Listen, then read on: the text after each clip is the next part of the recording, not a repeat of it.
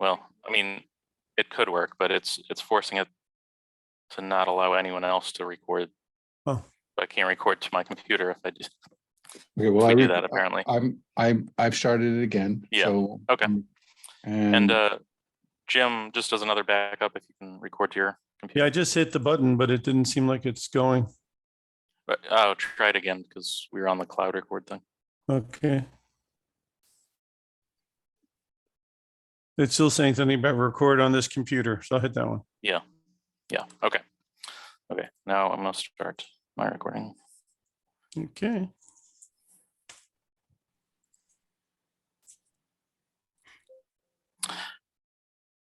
Hi, everyone. Welcome to the timingresearch.com crowd forecast news for August 15th, 2022. We are recording this at 1 p.m. Eastern time, and this is episode number 355. My name is David Kosmeter. I'm the creator of timingresearch.com. And today I have arranged for Michael Filighera to be back with us, and you should be seeing his screen right now. And the option professor is back to moderate. So I'm going to go ahead and turn over to him. Sounds good. Thank you, David. And we're going to go over a lot of information. It's very interesting because we've had a very big advance in the market. And the question on everybody's mind, is it going to continue straight up to 4,800, or is there a pause to refresh ahead? And we're going to try to figure out if we can see what numbers are important. Before we get started, Michael, a little background on yourself and what's going on at your company. sure. My name is Michael Filighera, and I am the proprietor, the owner of MJF1partners.com. That is my umbrella company. And underneath that, I have logicalsignals.com and tradershelpingtraders.com. What's going on at my end of the world? I continue to do daily updates, one on the S&P, one on the NASDAQ.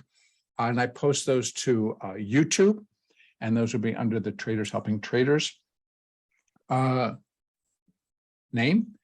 And also I am continuing to trade and setting up or putting together a couple of things. First of all, I'm putting together for timing research. I'm looking forward to the Elliott Wave and Fibonacci Synergy event coming up in September.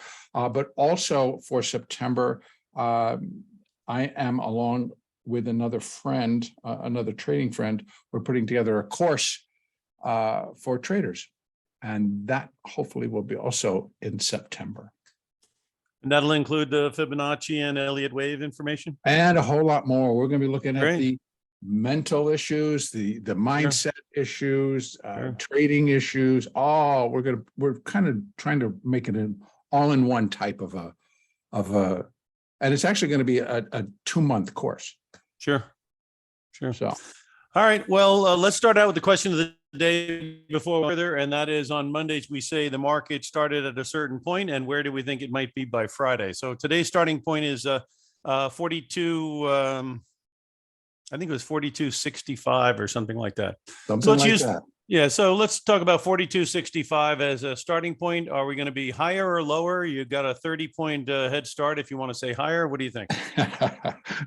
That would make it too easy, Jim. Not really, because a lot of things can happen between now and Friday, right? Absolutely. I am going to say lower, and I'll wait for you to ask the next question, and then I'll fill in that blank. Yeah, just since it's just me and you today, let's go right into what your reasoning behind it. Yeah. Right now, the market, or the S&P, in my view, and we're looking at the daily chart right here, is moving into extreme overbought, and that I also find that it is reaching levels that likely can turn it lower. And so when I say lower, I would think that even if we have a minimal pullback off of these highs, that'll bring us back below 42.65. Yeah, well, that would be for sure. Because if we have a turn down 30 points, is going to look like a joke, you know? You got it. Right. Okay. So some of the things we were going to talk about here today in all the different markets, but let's start out with the S&P.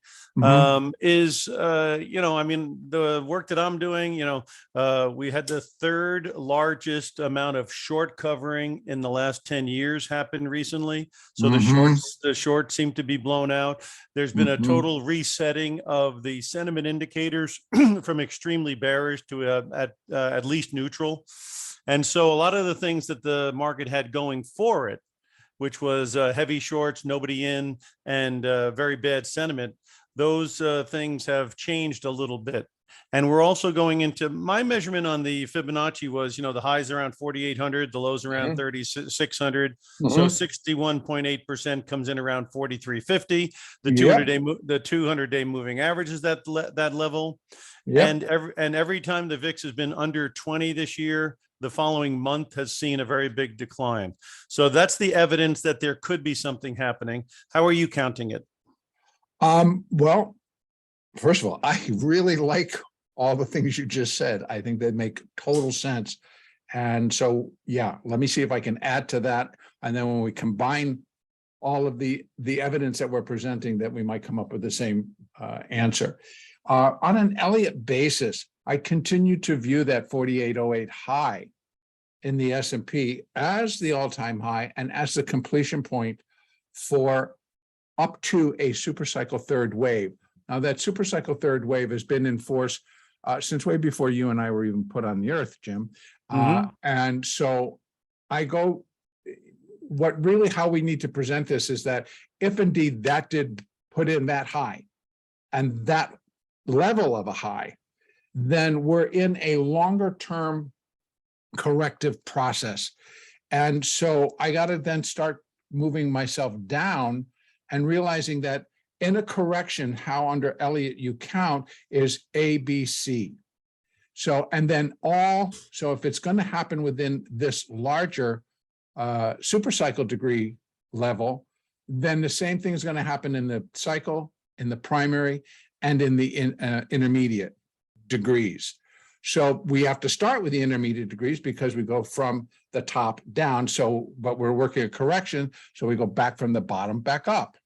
So what I'm looking at is here's the intermediate A, here's the intermediate B. And what's in question is to whether or not that intermediate C completed here, which in turn would have completed the primary A wave. The primary A wave then yields to a primary B wave, because remember, we're all operating in ABC. So if the intermediate's completed its ABC, now we're looking for the primary degree to complete its ABC. And if this completed primary A, then we're in the throes in the beginning stages of a primary B wave. So based on that, we can put together Fibonacci levels that would cover the B wave. Now, here's the kicker. Now, because every single level is going to be an A, B, C. A down, B up, C down. If we're in that primary degree, A up, B down, B down, C up to complete the B wave. What comes after that? A C wave. And because we're up a degree, it's going to be much stronger than what we just saw. So put that into the grinder to come up with what are we looking at when we've got all this other additional evidence now building that we may have reached at least a near-term top very quickly after reaching that near-term bottom. So then once that's complete, so we go up in an A, primary degree now, right? So it's the green. And this would then, a B wave would get labeled maybe up here. And it also runs the gamut of possibilities that B wave on a primary degree could go up and take us to a new high. So I cannot discount that. I'm not necessarily looking for it right at this moment, but it would remain in the realm of possibility as long as this stays an ABC. If this turns into 5 waves up, then the getting to new highs would likely be cut out. So because the pattern would have to be an ABC up for A, an ABC down for B, and then we get 5 waves up for the C wave. And that would complete the primary degree, B wave. So in other words, each time we go up a degree or down a degree, it's the same pattern, A, B, C. So intermediate, A in place, B, C. And that's going to complete the B wave. But we're back at that point, A, B, C. So, and then we go up another degree. So we've got this craziness that's going to continue for quite a while. Because once we're done on, when we're done with on a primary degree, for example, where we go up, down in the A, up in the B, down in the C, what that completes then is a cycle A wave. Then we repeat the whole process yet again. We have to do a cycle B wave. What's going to be in there? Well, an ABC structure on a primary degree. What's going to be in that first one? An ABC structure on an intermediate degree. So we're going to continue to follow the building of the patterns, but it's going to take time, and they're going to be filled with lots of, wow, we're bullish again. Good, go, go, go, go. No, we're not. Swan event. Boom, boom, boom, boom, boom. So it's going to get wild, and it's going to remain wild, and it's going to be very confusing, and primarily because we're not necessarily trending. I know people can say, well, this is a pretty strong trend. It's like, you're right, it is. But the longer term trend did shift to down. So when we are trending on an impulse basis, as we did for 13 years, coming off the 2009 lows, we impulsed. We had, so what I mean by that is that 5 waves up, 3 waves down, 5 waves up, 3 waves down, 5 waves up. And it continued to build on that. So when we did it on an intermediate degree, we went up to the primary, we went up to the cycle, we went up to the super cycle. So that keeps the trend there. Now the trend's coming back down, but it's because it's in a corrective phase on a super cycle degree. So we got to count in reverse. But the ABCs are all going to be pointing lower, except for the B wave, which would be considered counter trend. But each of these moves, you could say, is counter trend against the previous rally. It's semantics, but people want to think that this is an impulsive move, and it's not. It is counter trend, and it's a counter trend rally.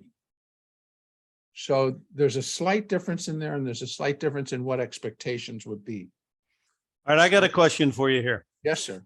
Some of the top Elliott waivers are saying, and you are kind of concurring, that the 4,800 area was a super cycle high. Okay, Yeah. so if I give them that, they are looking for the trend to be down. Right. So during the downtrend, you're supposed to go in 5 waves. So would you say that we hit any kind of a 5th wave low when we hit 3630? That's my first question. Yes. I mean, can you count 5? Can you count 5 waves on that chart? Yes.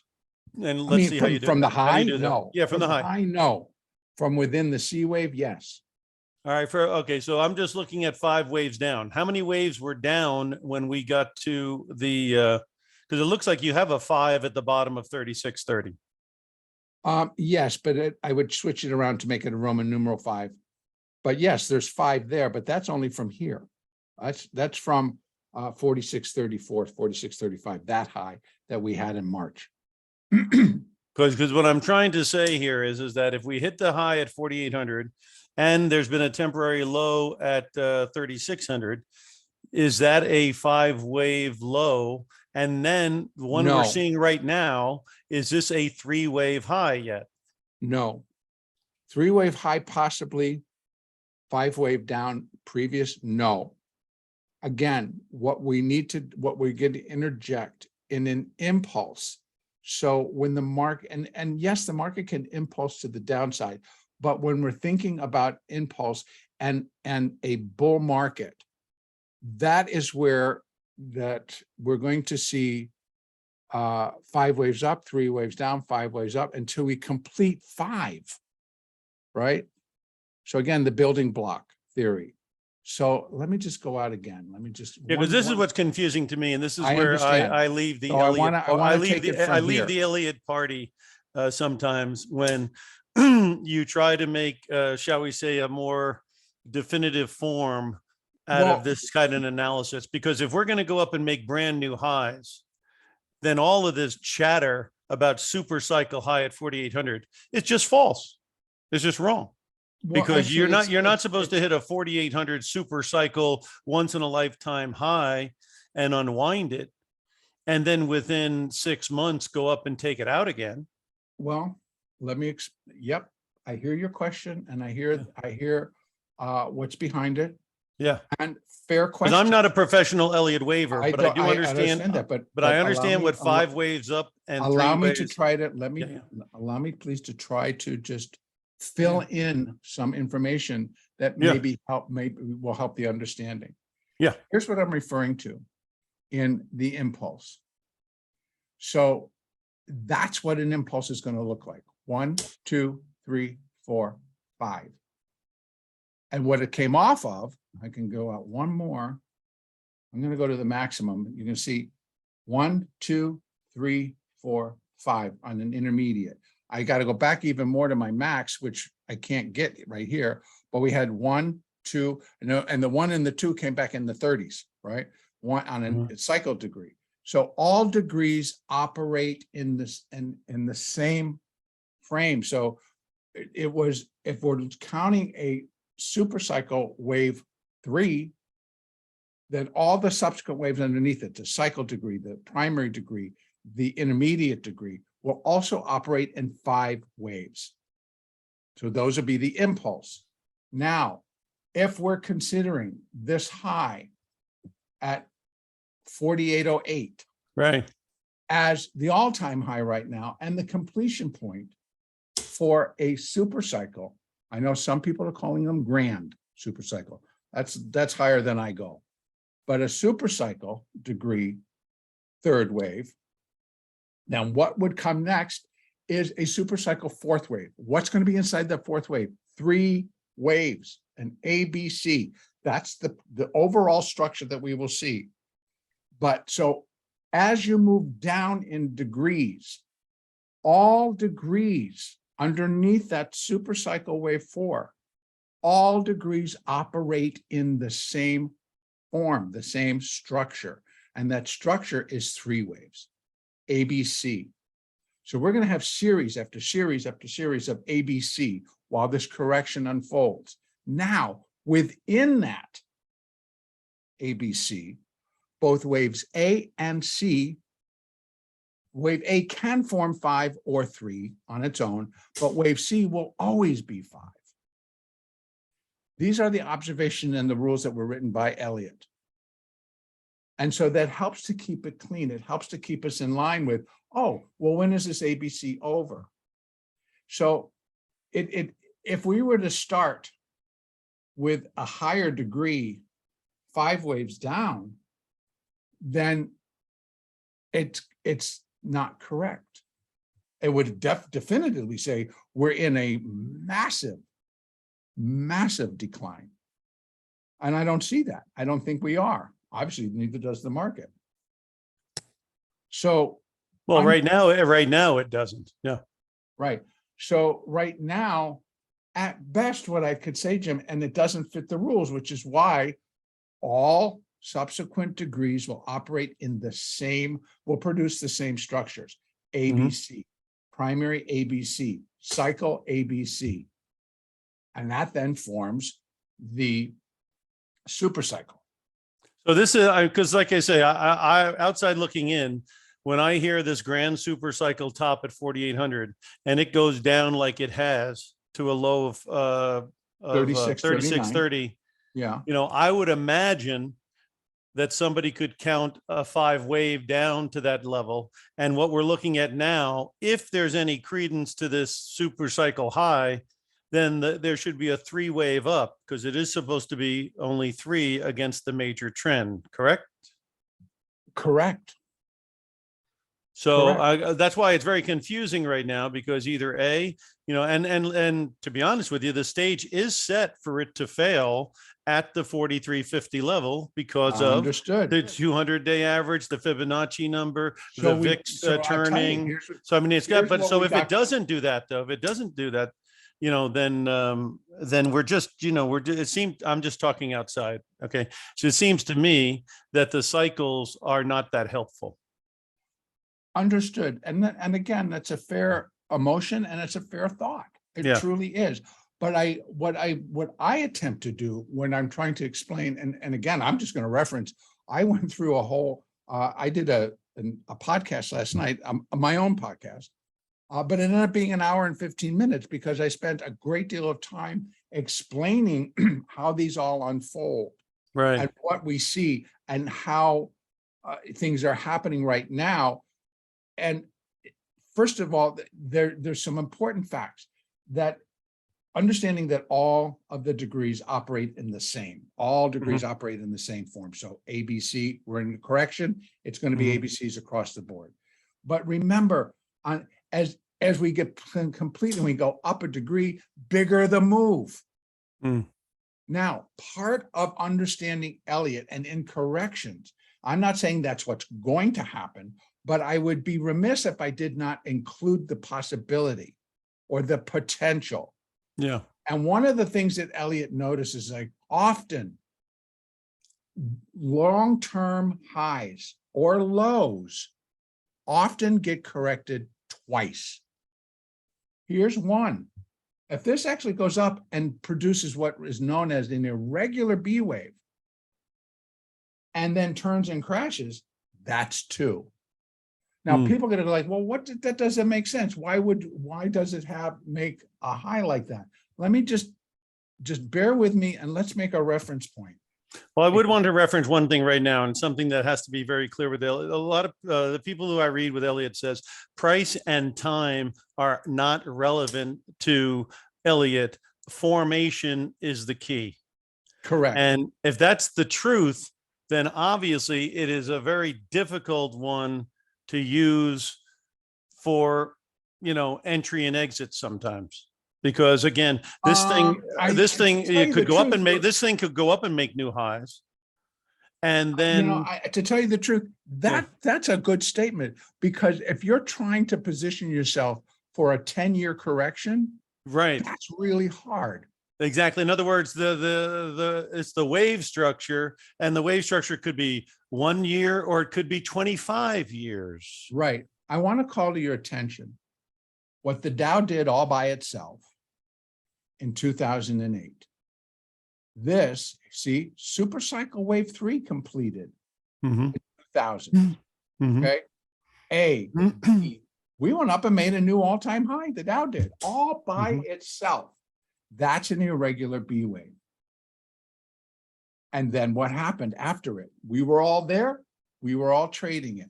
We had a major financial collapse. Yeah.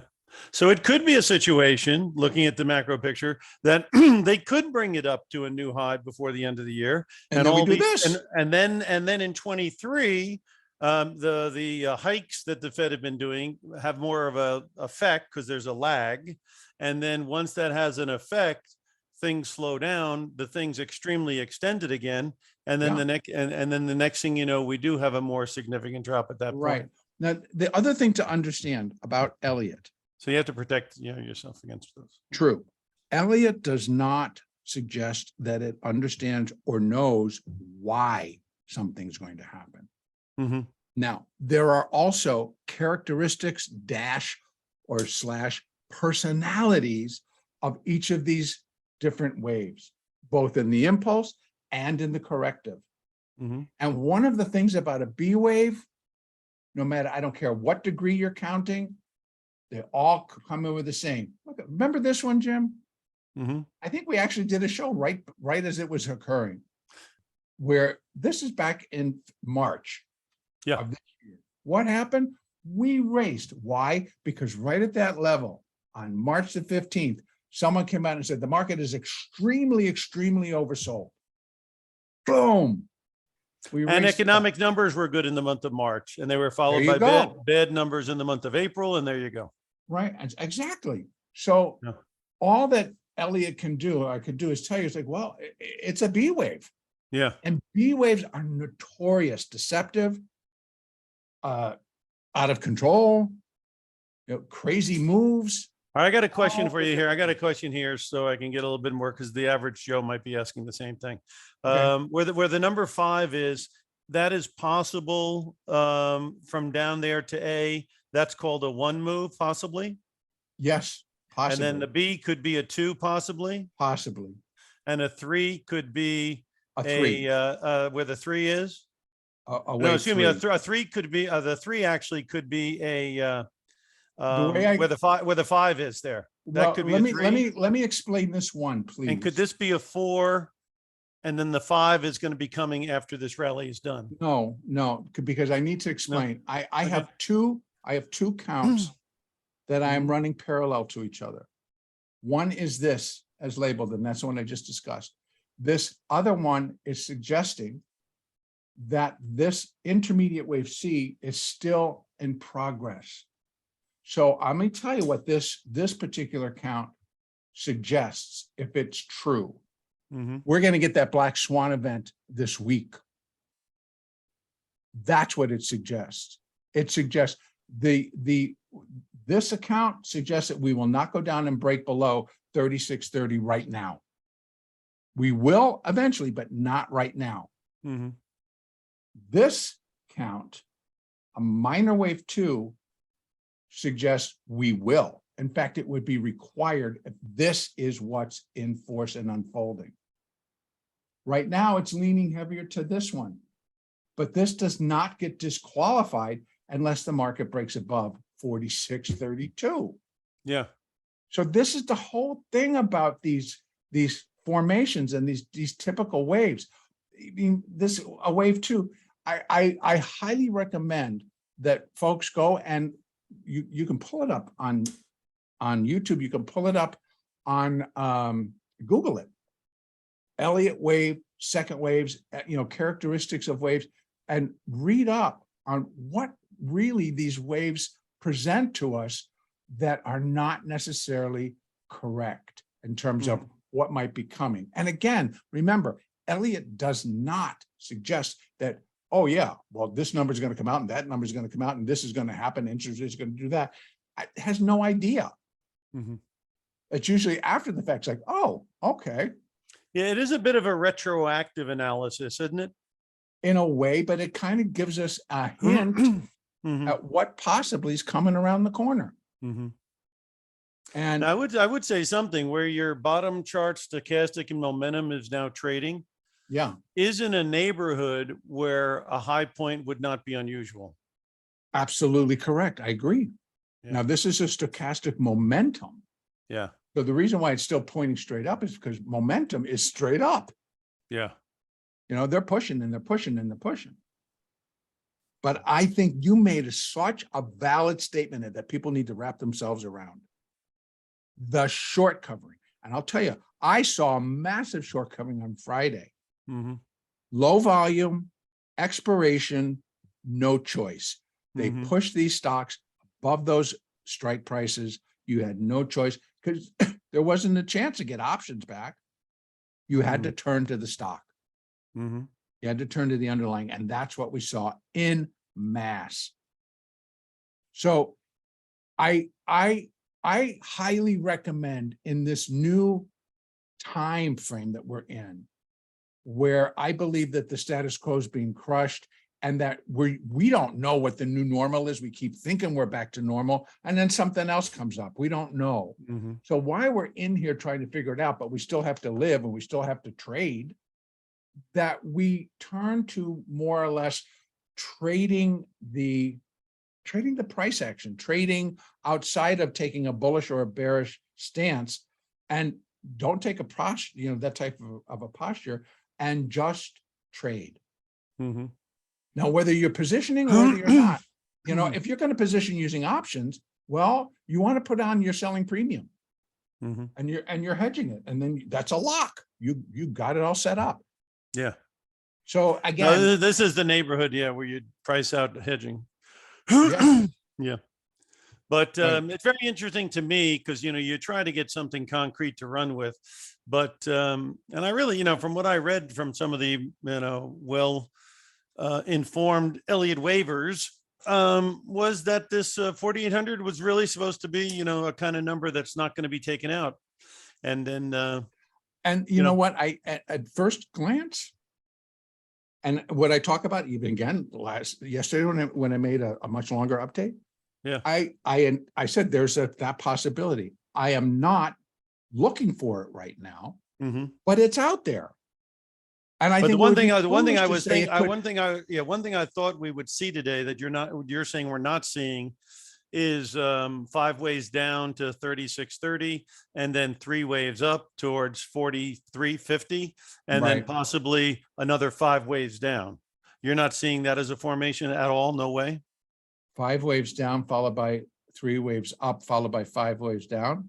Yeah, that's what it's supposed to do with the trend, right? Um, I mean, I would imagine 4,800 down to 3,600, we're in a downtrend. So that would be 5 waves down.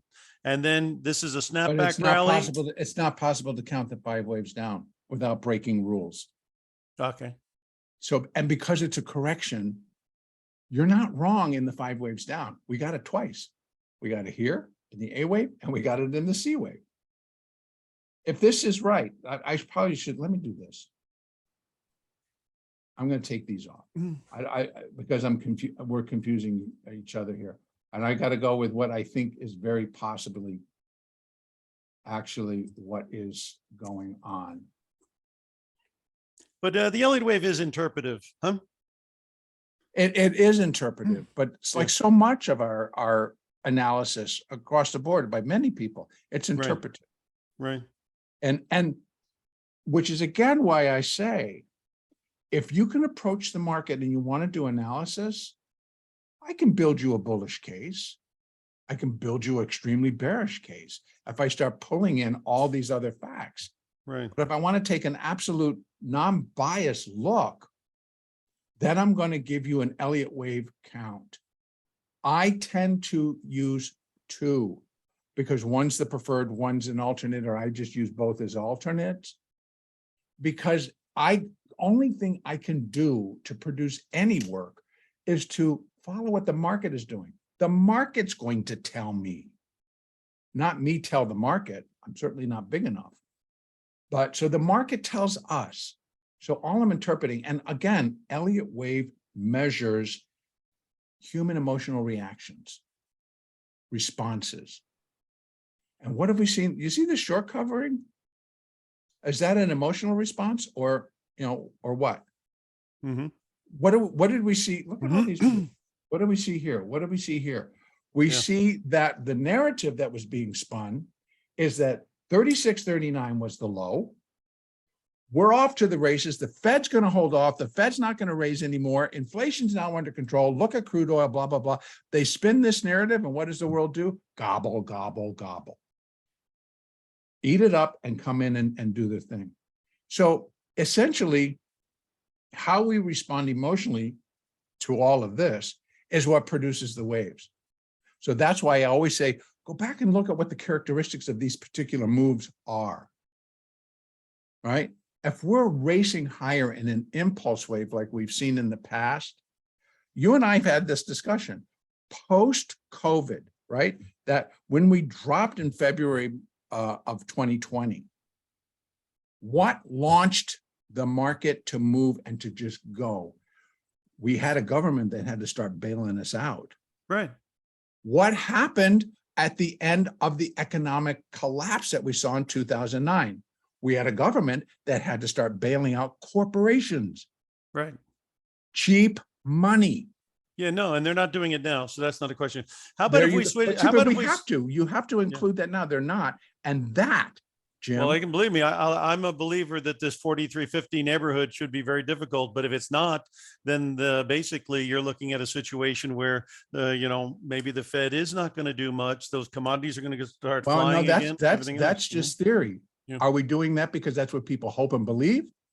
We don't have. That's all proof it of is that. right now, because they're on file Exactly. saying they're going to Exactly. direct But opposite. before we had the proof. Yeah. We saw them spend the money. We saw them drop interest rates. Yeah. We had the Let- proof. let's That's spin the a- big difference. They're Right. going against what the proof is telling us. Right. Let's spin it over to the Fibonacci numbers. Can you do that? And then see how that's projecting out? Which are we looking? Okay, first of all, let me put them in for this entire decline. So we're looking at if for this would be for the entire B wave. Okay, that's only A, then we get a B, and then we get a C. Mhm. So the entire B wave really tells us that this is where we're looking for it to come and finish. Right. But right now, 43.62, yeah. no, let me finish here. Yeah. Right now, if we are just completing the initial leg up, right? Uh-huh. And I'm going to run some additional ones. I'm going to come back down to here. I'm going to go back up to here. I'm going to use today's high. We don't know. It could, oh, actually, I'll go right to that. Let's call 43.27 because that's where that SMA, 200 SMA is sitting.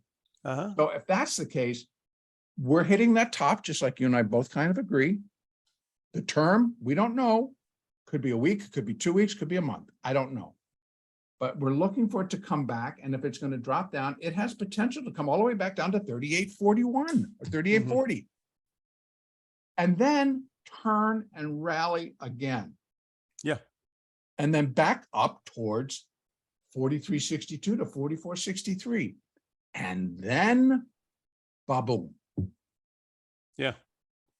Okay. No, because we saw when this VIX is under 20, the rally from 4,600 goes all the way back down to 4,200.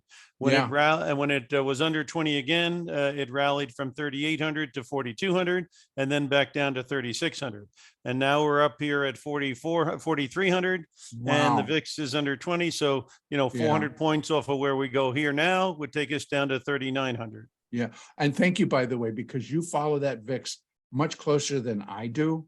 Yeah. And that's really valuable information that I think people need to pocket and take to the bank.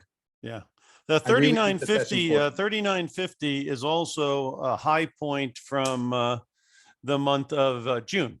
So coming down towards 3950 would be very interesting because it would be about a 500 point drop, 400 point drop, whatever. Yes. And it would fit into the sequences that have happened from the last times. Yeah. Then and it would also go and we put it together. It all makes sense. Yeah. But, here I'm from the school of, listen, you can talk about these lovely numbers all you want. I'm still going to be looking for some moving averages to roll over before I would throw my, my hat in the ring. That's but the thing is, all of mine on that chart. You have to be suspicious of it up here, but you need more price evidence and moving average pointing down evidence for you to get a feeling of that it's going to turn. Plus, my two ones that I look at, the 10 and the 20, are very wide. I'm sure they're a little bit like the Bollinger Band or whatever. They are probably pretty wide right now, and they're outside the top of it. Right. So, that's like my 20 is this blue line. Now, just to mention what you're seeing here. Again, on this kind of orangey, you got dash and you got the solid, and then the same thing on the magenta color. You got the solid and you got the dash. Dashes are SMAs. The others are EMAs. What's EMA again? The EMA is the solid. But what does E stand for on that? Exponential. Oh, exponential. Okay, yeah. I use the SMAs, the simple moving averages. And so I'm hoping that we're kind of in agreement that we're sitting right about 42, 37, 27, right up in there somewhere. Yeah. I mean, this is a very interesting neighborhood, for it to. Oh, yes, my friend, it sure is, isn't it? Yeah. And it's almost like, and listen, it's almost like, it goes to these numbers like a magnet. So in other words, once we were above 4,200, there was no reason for it to stop at 4,200, no reason to stop at 4,225, no reason to stop at 4,300 today. So, the bottom line is the rest of the week could still have some legs, but then they meet in Jackson Hole next week. And when they meet in Jackson Hole, they might throw a little bit of reality to the fact that, a $5 trillion advance in asset values, a 9 or 8% inflation rate, and a situation where, They're trying to reduce demand and slow prices down. Because this Yeah. gasoline price, it fell 56 days in a row. It's probably not going to fall 56 more days in a row. Oh, I hear you. In fact, it was down $5 and now it's only down $3. Yeah. Everything. So the point ebbs is a lot of that help is going to be behind you a little bit pretty soon here. So right, it'd be and very everything ebbs and interesting. flows. Everything ebbs and flows. Yeah. So And again, QT starts in September, which means they're not going to be buying mortgages and they're not going to be buying treasuries. And when they're not in there, the bid offers do widen out, because when dealers are Right. the only liquidity, dealers Right. are not exactly the greatest liquidity sometimes, and you particularly if just it's brought a up bad market. you just brought up something really that I'm going to ask you if we can talk about, because we've been talking about an inverted yield curve, right? Well, did you happen to notice what happened last Thursday? Well, it went to like 50, now back to 40. Or did it go to even higher? Well, yeah, but the long bond, the 30-year bond auction produced a higher rate. Yeah. Not decline, it was higher. Right. Mortgage rates went up. Right. And so, and the long bond last Thursday was down over 2. Now they've bought it all back, because now we got them moving into, oh my God, the market's going to crash, and so we're going to go in there. Well, safety. But nonetheless, what I find is important is that as these things develop, and you watch very closely interest rates. So this is not something I that's do. out of your wheelhouse. The 10-year note is as clear as a bell. If it gets above 3 and then gets above 3.5, then everyone who is thinking that there's a slowdown and the Fed is almost done, they're going to get totally obviously wiped out. What do we do about the people that talked about, and I can't remember his name, but it came out like 4 months ago and talked about buy the 10-year now, take your money out of equities and put them into 10-year bonds. Well, when the 10-year hit 350, it was extremely overbought from its moving averages, because the longer term moving averages are at like 2% and 230.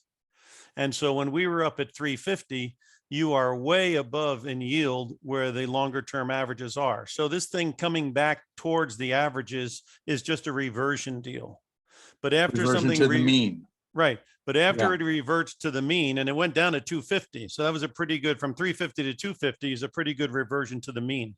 Now we're into the meat and potatoes, because again, the Fed is going to come back here in September. They're going to do the QT.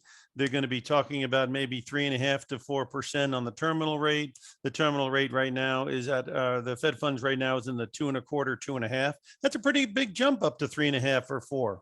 Yeah. And I don't know that the market totally has soaked that in. And if that makes mortgages go above 6 and real estate, I'll tell you right now, if they can crack the real estate deal, which is I think what they're trying to do, that's going to make the wealth effect feel very, very different, because, there's one thing about your stocks are down, but when your house is down, right. People definitely don't feel as rich. Right. No, that's a good point. Yeah. And thank you for because in essence, all that we've seen then on the long end of the curve is that it reacted to the initial, it jumped as it should have, which kind of gives us that feeling that, okay, the bottom in yields is in, the top in bond prices is in. They did the first leg of a correction. Then they did, get this, they did the A wave down, the B wave back to the mean. And now we got a C wave. So if you just look at it a little bit like an Elliott corrective pattern, you'll be like, oh, that kind of fits. I Because mean, again, you talk about the bubble situation. The stock's at 4,800 with those PEs, kind of a bubble. 1/2 of 1% on the 10-year note in 2020. That sounds like a bubble. And then in real estate, the prices in the last year, they seem like a bubble. So you got 3 bubbles going on, and that's not unlike Japan had in 1989. And when these bubbles really do pop, sometimes it can take a very long period of time. and for them look to how long digest, it took Japan to get down to their low. Of course, they're not exactly have the like for like, but I mean, it's an interesting agree. sidebar. It's an interesting sidebar. It is a very interesting sidebar because Yeah. I still don't think that, I think we're still pretty far away. And here's another thing that I want to toss out, and it's not an insult to anybody. Life experience. I mean, the last time that this country and our economy had to deal with very strong inflation was 1980, 1981. Right. And if we just review, now I've been told that it is a little bit of a different situation in terms of what kind of produces certain things, but I, I think you can put a spin on anything. But to me, Yeah. when I'm talking to people that are living in Oregon, that are living in different parts of the country, and they're telling me, oh, don't you believe for 1 second that inflation's under control? All they need to do is go to buy raw materials. All Yeah. they need to do is, go do these different things that maybe we don't do. There's So- no way in history. So you're going to go against whole history that inflation goes down like they're talking without two things occurring. One is the unemployment rate must go up. And the second thing is that the Fed funds gets above the inflation rate.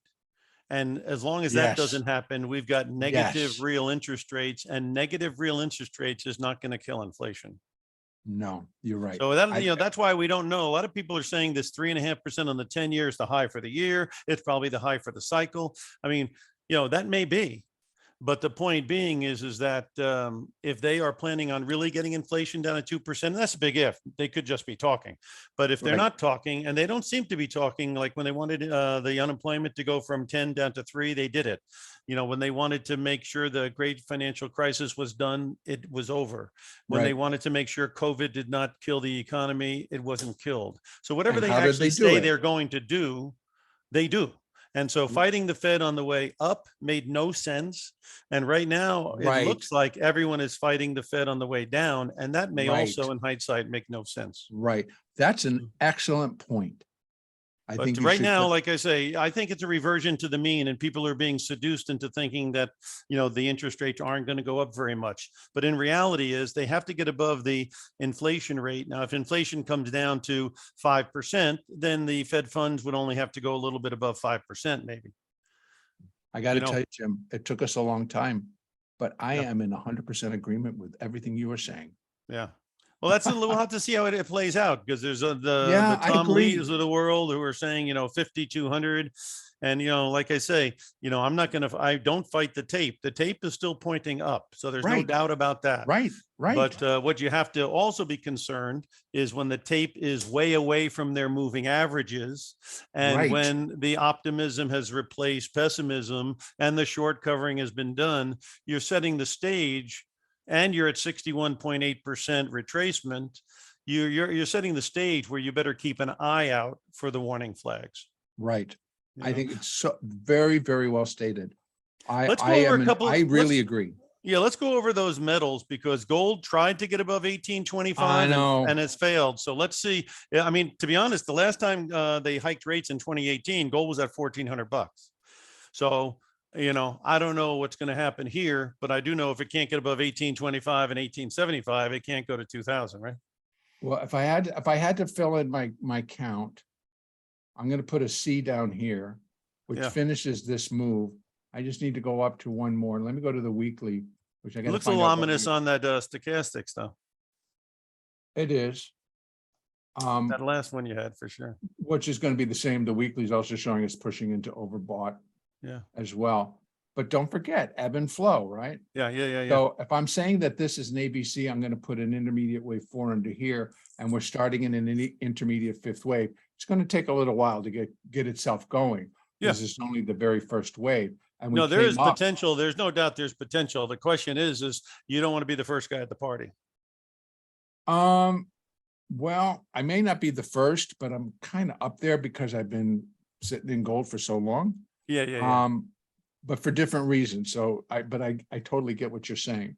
Yeah. But let's not forget that even on my weekly chart, we're bumping up against the 50. Yeah. And that's what it tried to do. It tried to get above the 20, and then you got the 50 right behind it. And that's on a weekly chart. So to have it pull back, no big deal. But don't forget that we're still tied to the euro dollar or dollar. Yeah. euro, however you want to look at it. Yeah. And when the dollar does what it does, and the euro goes a tumbling, they hit gold. Yeah. So is that a knee jerk? It seems like the dollar index needs to start consistently being under 104 And this stuff needs to get above 1825, 1875. And when those two things happen, then I think you could have an acceleration, and that could be in Q4. Yeah. Now I'm also looking for the what to hit the fan in terms of who's out there with the massive short in gold, Yeah. simply because GLD commitments, right? And SLV commitments. What happens if they start showing up at that window going like, excuse me, we'd like to cash this in and we want our gold? Yeah. That could be a squeeze in the physical market, huh? A huge squeeze in the physical market. Yeah. And who's going to really suffer? Well, BlackRock, JP Morgan, Morgan Stanley. We got some big too bigs to fail sitting behind all this. And so I don't doubt that it gets a certain level, they're like, push it down so they can get their side taken care of. And I don't know if they can. So I think gold is it didn't ultimately come down, but this was like yeah, it did actually. No, that 1680 was definitely a good area. Yeah. Excuse me. But right now, I'm looking like at this thing, I'm looking, I actually, and like as this starts to play out, now again, using Elliott wave in a commodity or a precious metal, it is, well, let me start over. Under Elliott, it would be the third wave, if we're counting an equity or the bond market or a lot of different things. The third wave is normally the longest and the strongest wave. In a precious metal and commodities, it's the fifth wave. And guess where we're entering? We're entering a fifth wave. So when this thing really starts getting its go, I think we'll sail above 2000. We'll sail to new highs. I think this particular run, if it is what I am expecting, could take us to 3000. I know, pretty wild, but those not are really. I mean, hey, listen, come on. Look what a house goes for. Look what everything goes for. So it wouldn't be that crazy if it got moving to go wherever it wants to go. Absolutely correct. And if what is driving it is something similar that we saw on Friday in stocks, but we see it here in gold, a short squeeze. Guys, who's on the other side of all these contracts of people sitting long GLD and long SLV? It's the backers of that ETF. Well, there's supposed to be a depository in but we know that in there Delaware that supposedly has the stuff going on. Yeah, well, we know that doesn't exist, I think. But in any case, I am actually pretty bullish on gold. Yeah, I'm looking I think right at, now we're looking at a weekly chart. You're gonna have to sit yeah. out this correction. Yeah. But I think, it's okay. Yeah, but your pink line there comes Yeah. in at 1740 something. Oh, on the weekly chart, let me go No, back. yeah, 17. The pink thing there you have there. Yeah, 1745. My averages come in at 1764 on the 36 SMA, and it dipped underneath it when it went to 1700, 1680, but it was only there temporarily, and then it went right back above it. So the fact that it's above 1764 to me is very important. And if it started to close under that and clearly underneath your 1745, then it could be bar the door Katie on the other side. Is that on a weekly chart or on a daily? Monthly, 20-year. On your monthly chart. Yeah. Yeah. Well, here's my monthly chart. Yeah. So this is a cycle. We're in a cycle. Yeah. So This way, 1764 right now is a big number for me. 1764 and 1830. So there's your window. There's your window. And whichever way they break the window, I think maybe the next major move occurs. Well, I think that this thing came down and touched my monthly 50, but that's an EMA. SMA is sitting still down at 1626. So I mean, all things are possible, but I'm not long-term negative on the precious metals. No, I wouldn't be long-term negative on it, but I would certainly not be thinking that I could say with any definity which way it looks like it's going, because you can see that Agreed. pink, I your agree. pink number of 1826, 1830, 1850. It Yeah, won't matter if it's going to go up to 2000. It's not going to matter 10 or 20 bucks, but it certainly I can't do agree. much for you unless it gets above that.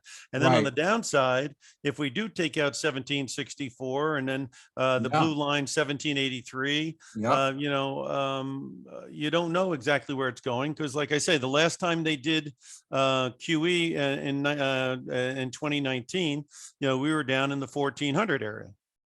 Right. And could it, because I've got on my long-term graph, the 12 and the 24 SMA are right around that 1820, 1830 level, and they're starting to roll over a little bit.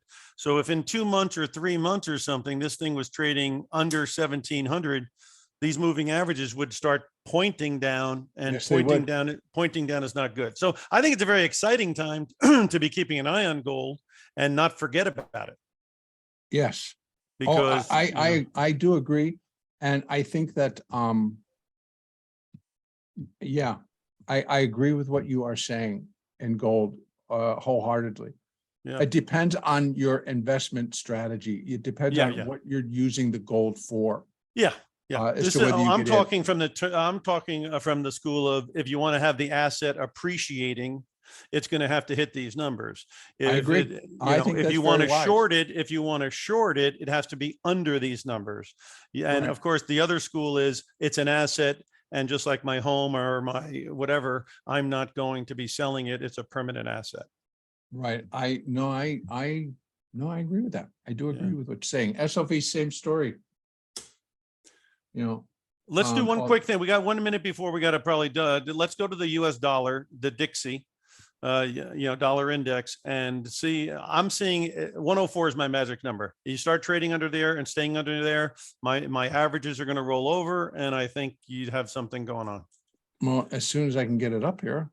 Is Dollar, it slash? well, there it is, the futures price dollar index. You just look like you got it right there. All right, hold, no, that was, here's the future. Yeah. Can't find it. No. What's? Okay, I'll put it up here. I'll get the symbol for you. The symbol I see is DXU. Do you see DXU? DXU. Can't find that symbol. Dollar. How about, can you write in dollar index, US dollar? There's a futures right there. There you go. Give me that one. And it says it can't find it. I you know what? You think it might not get you there? Yeah. I don't think they're giving it to me anymore. And you can't get there it is. There's it, DXI. Okay, so you see where I'm coming from? Get under 105 and 104 and stay there, and turn this stuff down a little bit. What do you think? Oh, I think definitely it could. I think this is just kind of a rebound reaction to something. But I tell you one thing that's very impressive here, and I'm sure you can see this, those stochastics were very low at 105. And then we made a new low here, but look at those stochastics were way higher. So that's, in my view, that's extremely bullish, huh? Yeah. Right now, and that's a big divergence. That's a big divergence. Yeah, it's a big divergence. So I would not stand in front of the US dollar. That's why I try to say I like to see things get stronger and jump on the train, or get weaker and jump on the train, not try to get a train that's going to Boston and try to hope it gets to Miami, Right. For you East Coasters, or ones that are going to Seattle and you're hoping it's going to San Diego. That's a better one for you, I think. Yeah. Jim, thank you very much. This is a great show. Thank you. Yeah. All right. Well, let's, we're at the top of the hour here, Michael. Tell everybody how to get a hold of you here, and, these upcoming things you got going. Okay. Again, Michael Filighera. You can reach me by email at michael@mjf1partners.com. You can reach me via YouTube by going to my YouTube channels. And again, those are going to be listed under Traders Helping Traders, and then my name. We own the name, but somebody else decided to take it, and I can't get YouTube to stop that nonsense. We own it. So make sure if you're going in Traders Helping Traders, you then also search my name. And the channel that you want is my one channel where I have over 12,100 subscribers, and that's the main channel. And you can go in, you're going to hear all my stuff. It's free. You can look at all the videos and leave comments. And I love them, and I usually will answer all questions. All right, perfect.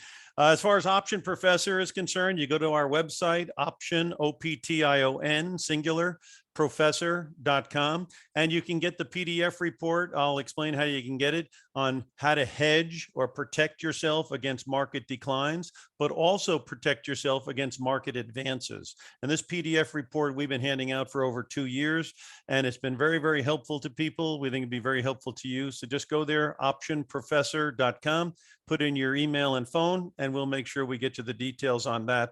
And there's probably never a better time than now to check that out. Okay, thanks for everybody being here. And Michael, of course, thank you as well. And I'm going to send it back to David now. All right, and so if you enjoyed the Fibonacci and Elliott wave discussion today, then be sure to mark your calendar for September 6th through 8th. That is our next big Synergy Trader event, and the theme of the whole event is Fibonacci and Elliott wave trading. So we'll have a lot more discussion and education related to those topics. So be sure to join us for that, and you can access the live event that week just by going to timingresearch.com, and there's a link on. There will be a link to join the live event on the homepage, just like all the live events we do. So yeah, so lots of great info today. So just a quick reminder for everyone, be sure to subscribe to Timing Research on YouTube and your favorite podcast app. And you can also just go to timingresearch.com, and there will be a post at the top of the page that will become the archive for today as soon as I can get the recording processed. Also, any of the past shows and reports are always available there as well for you to review. So I just want to thank my guests again for today, Michael Filighera of logicalsignals.com and the Option Professor of optionprofessor.com. Thanks, everyone. Thank you.